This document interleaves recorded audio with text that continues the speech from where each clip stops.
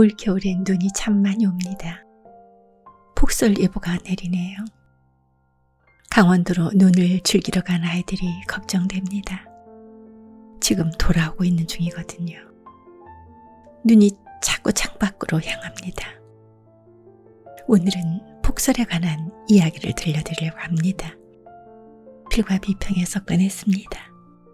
최연실 수필가의 달달한 폭설을 여러분에게 들려드리겠습니다.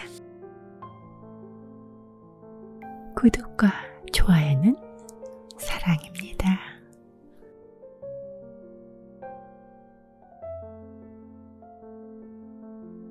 밤새 눈이 내렸다.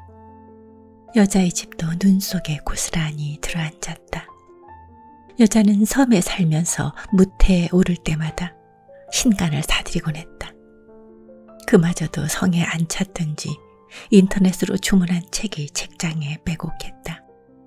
보름 전부터 여자는 소장한 도서 대부분을 육지로 붙였다. 그리곤 일부를 당근 사이트에 내놓았다. 사이트에 접촉한 후로 며칠이나 지났을까. 굶주렸던 토끼 한 마리가 설원에서 당근을 찾은 것처럼 여자의 폰 속에서도 연신 당근 소리가 요란했다. 한 여성 작가의 소설책 8권을 모두 구입하겠다는 문자가 핸드폰에 떴다. 다 구입하고 싶은데 얼마죠? 그럼 짧은 카톡과 함께 수일 내로 제시한 금액을 보낸다는 말을 남기곤 여자도 구매자도 대화방을 나갔다. 며칠이 지나도록 돈을 보낸 흔적도 별다른 말도 없었기에 여자는 나름 포기한 거로 결정하곤 명절이 가까이 온 터라 육지로 올라왔다. 한창 명절 준비로 바쁜 중에 벽공님께서 입금했다는 문자가 떴다. 그제야 여자는 지난 기억을 돌이키며 지에 있으니 제주도에 내려가면 보내주겠다며 대화를 마무리했다. 제주공항에 도착하자마자 여자는 구매자한테 문자를 보내곤 당근 사이트의 규칙대로 언제 방문하겠냐고 물어봤다. 그때 남자는 반값 택배를 원했지만 여자는 망설이다 보름이나 기다려준 게 고마워서 그랬던지 선뜻 가져다 주겠다며 약속했다. 하필이면 그 약속한 날이 오늘이다. 나갈 수가 없어요. 여기도 한방 눈이. 남자분인가요? 네. 다른 책도 있는데 하필이면? 좋아하는데 이유가 있나요? 이 문자를 읽는 순간 여자의 마음이 바람에 날리는 눈 꽃송이처럼 가벼워지고 있다. 젊은 날에 남편도 비슷한 말을 한 적이 있었다. 남편에게 어디가 그리 좋아서 나와 결혼을 결심하게 됐냐며 곱씹어 물었곤 했었다. 그때 남편도 남자와 같은 말을 했었다. 나는 확실한 사유가 있어야 했고 남편은 별다른 이유가 없었다. 남편도 남자처럼 내가 마냥 좋았던 거였다. 짝설의 남편을 소환하게 해준 남자가 궁금했다.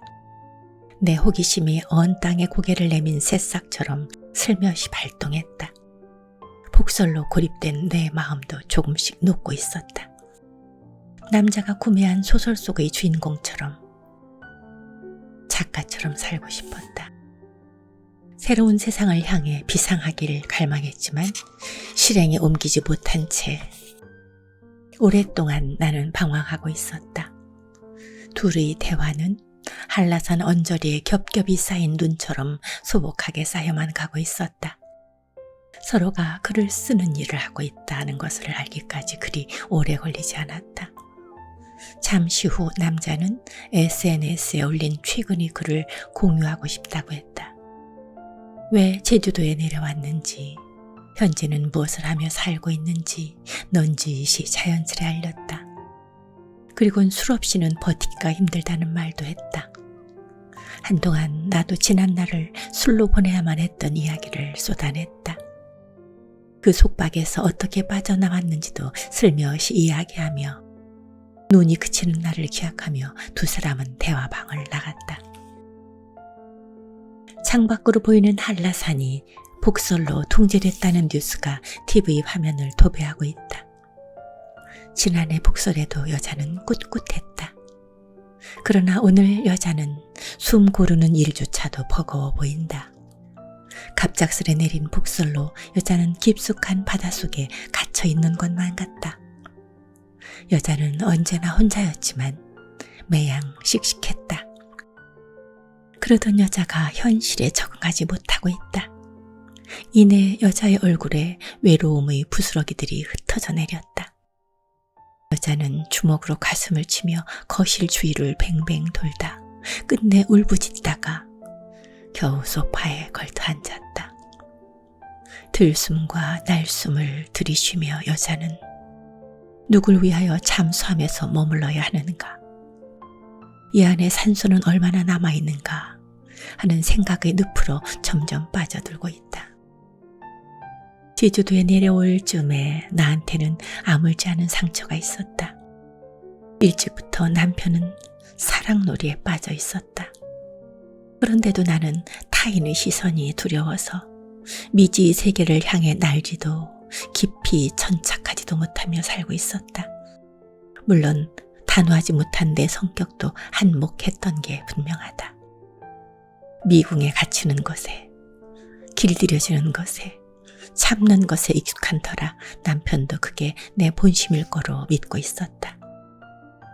이틀이나 지나고 여자가 사는 타운하우스의 빨간 지붕이 모습을 드러냈다. 정오의 볕이 젖은 빨래처럼 축 늘어진 노란 벽의 물기를 걷어냈다. 연일 내린 눈 때문에 산송장처럼 여자는 침대 속에서만 지내고 있다. 때마침 남자에게서 카톡이 왔다. 지금 산책하러 나갈 건데 오늘 시간 괜찮아요? 여자가 이불 속에서 비스듬히 몸을 일으켜 세웠다. 밖에 있는데요. 여자의 거짓말이 능수능란하다. 잠시 후 남자는 말이 없는 듯 핸드폰에서 대화가 멈췄다. 해질녘쯤에 만나자며 꽤 뜸을 들이면서 이번엔 여자가 먼저 카톡을 했다. 이어 남자가 약속 장소를 카톡으로 보내겠다고 했다. 오후 5시 어디 카페에서 만나요. 오후 4시에 여자는 급하게 욕실로 들어간다. 거울 속에 비친 또 다른 누군가와 여자는 마주하고 있다. 섬뜩해 하다가 절레절레 고개를 흔들다 이내 긴 한숨을 들이킨다. 다시 고개를 들어 축 늘어진 가슴과 불룩한 배와 허벅지에 붙어있는 살덩어리를 쳐다본다. 여자는 비상하지 못한 새의 날개죽지를 보듯 여자의 겨드랑이를 쳐다보고 있다.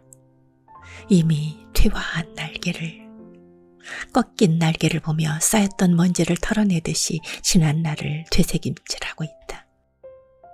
여자는 여느 때와 다르게 고루고루 기초 화장을 한 후 아주 연한 립스틱을 집어들었다. 입술에 살짝 바르곤 윗입술과 아랫입술을 한다. 그리고는 보조개를 만들며 웃는다. 거울을 보며 입을 동그랗게 모으곤 고개를 45도로 갸우뚱 숙이면서 안녕하세요. 누구누구님이시죠? 만나서 반가워요. 라고 콧소리 낸다. 이런저런 상상을 하면서 여자는 달게 웃고 있다.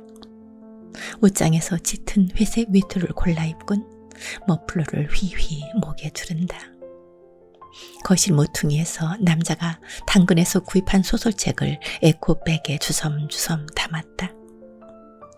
여자는 여자의 남편과 연애할 때처럼 30분이 지나서야 약속 장소에 도착했다. 여자는 커피숍 안쪽에 앉아 신문을 보고 있는 사람일 것으로 확신하지만 불어 모른 척하며 들어서자마자 전화를 걸어본다. 그러자 구석에 앉은 남자의 핸드폰이 빙그르르 탁자 위에서 돌았다.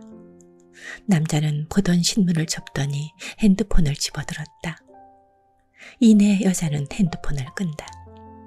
출입구 쪽을 여자가 쳐다본다. 여자와 남자가 서로 눈이 마주치자 가볍게 목 인사를 한다.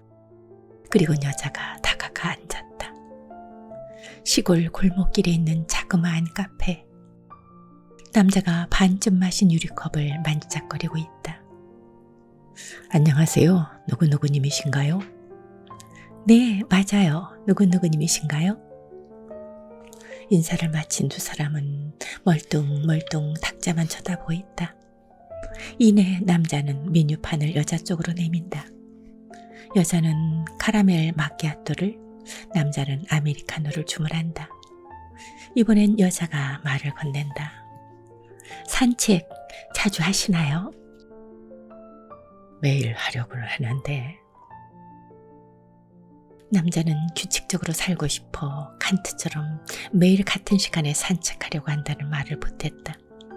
여자는 며칠 전에 폭설로 고립됐던 이야기를 꺼내며 빈곤했던 마음을 쏟아내기 시작했다. 남자는 칸트의 행복 조건에 관한 이야기로 여자와 대화를 이어갔다. 첫째, 할 일이 있고, 둘째, 사랑할 사람이 있고, 셋째, 희망이 있으면 행복한 사람이라고 하면서 말이다. 순간 여자는 세 가지 조건 중 두 가지를 실행에 옮기고 있다고 생각했다. 서툴지만 내면의 이야기를 그리는 일을 여자는 하고 있고, 진즉에 남편을 용서하지 않았던가. 그러나 여자의 머릿속엔 마지막 세 번째의 조건이 떠오르지 않는다. 여자에게 희망은 무엇일까? 그만 일어날까요? 남자가 보고 있던 신문을 가방에 넣곤 계산대 앞으로 간다. 그리곤 출입문을 열고 휑하니 나갔다. 남자가 나간 문을 여니 땅거미를 재우며 스쳐가는 바람 소리에 어렴풋이 남자의 뒷모습이 여자의 눈에 들어왔다. 걸어가는 남자의 오른쪽 어깨가 한자나 기울어져 있다. 그제야 여자는 걸음을 멈추고 우두방찰하게 서 있다. 허탈한 웃음과 긴 날숨을 내뱉곤 운전석에 앉았다. 조수석의 창문을 내렸다. 같은 방향이니 타세요. 그럴까요? 눈이 많이 올 것 같아요. 집으로 돌아오는 길에 눈발이 굵어졌다. 아무래도 올 겨울은 긴 여행이 될 것 같다.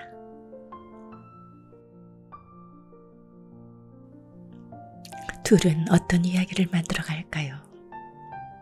궁금하네요. 폭설은 여러 가지 이야기를 만들어 봅니다. 여러분은 폭설 속에서 어떤 이야기를 만드셨나요? 고맙습니다. 다음 주 토요일에 뵙겠습니다.